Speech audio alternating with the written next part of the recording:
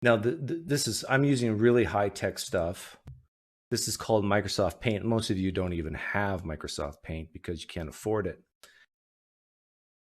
So for those of you from Tuscaloosa, this is called the y-axis. This is called the x-axis. And on the y-axis, let's see, we want to put needy, because every Christian is needy. And most people would think that on the y-axis you would start at 0, but there's no Christian with neediness below a 4. So we're going to put a 4 there, and then 10 here. Now, what do I mean by needy? The need to spend eternity with Jesus, the need to have your sins forgiven, the need to have a comforter, the need to pray when things are tough, that God will comfort you. For apologists especially, the need to have income from your apologetic courses and so forth, the need for God to provide, the need not to feel alone. On the x-axis, we have intelligence. This is the neediness IQ line right here.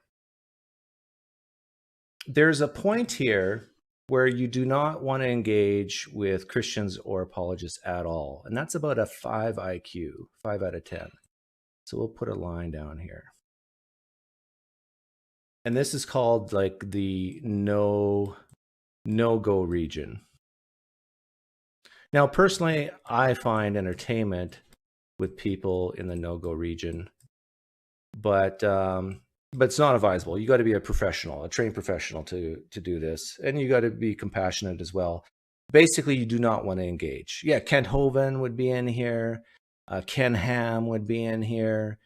You just kind of just laugh and smile. Now, if you're a trained professional, then of course you can engage. Now, above this line here, but let's say above a 7 or 5 or something, let's say 5. This is called the danger zone. So these are people with pretty high IQs, but they're very, very needy. So they have enough brain power to organize, get groups together, and to put things into action. These would be maybe even the like Jimmy Swaggarts of the world who know how to manipulate, the Joel Osteens of the world who know how to manipulate people, and the Pentecostalism, the really bad type, which will control who you marry and what jobs you have. And the Lord told me to tell you. They're very needy people. These are also the people who,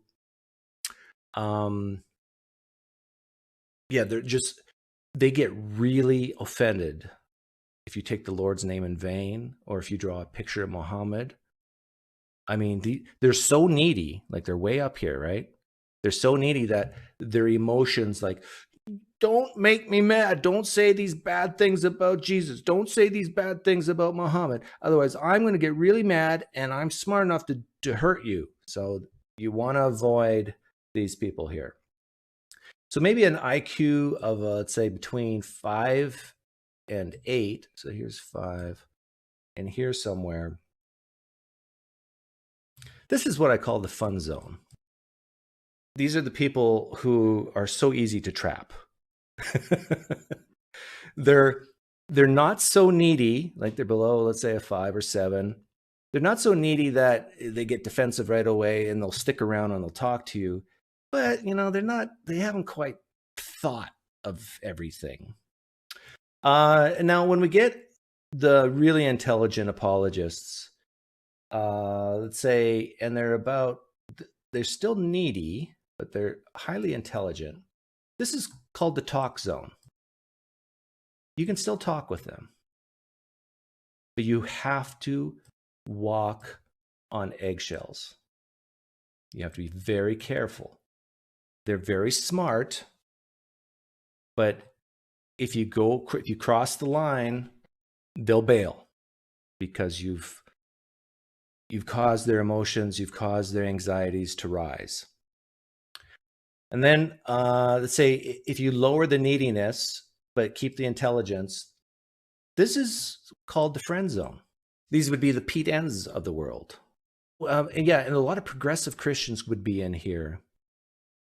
Like, this is not drawn to scale. So don't think that there's actually quite a big population of apologists that fit into this friend zone.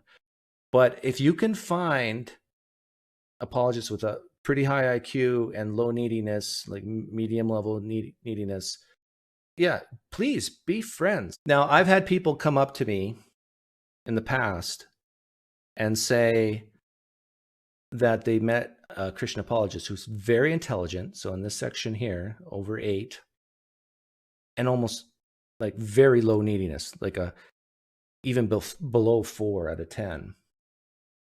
And I'm here to tell you people that these are unicorn apologists. These apologists don't exist. Now, if I'm wrong about this, and you can find a highly intelligent apologist whose neediness is very, very low, if these are real, please bring them to the home office in Wichita, Kansas, and we want to study them. We want to examine them. We want to see what makes them tick. But I don't believe they're there. I think that if you find a Christian apologist who's low in neediness and highly intelligent, they're actually an atheist.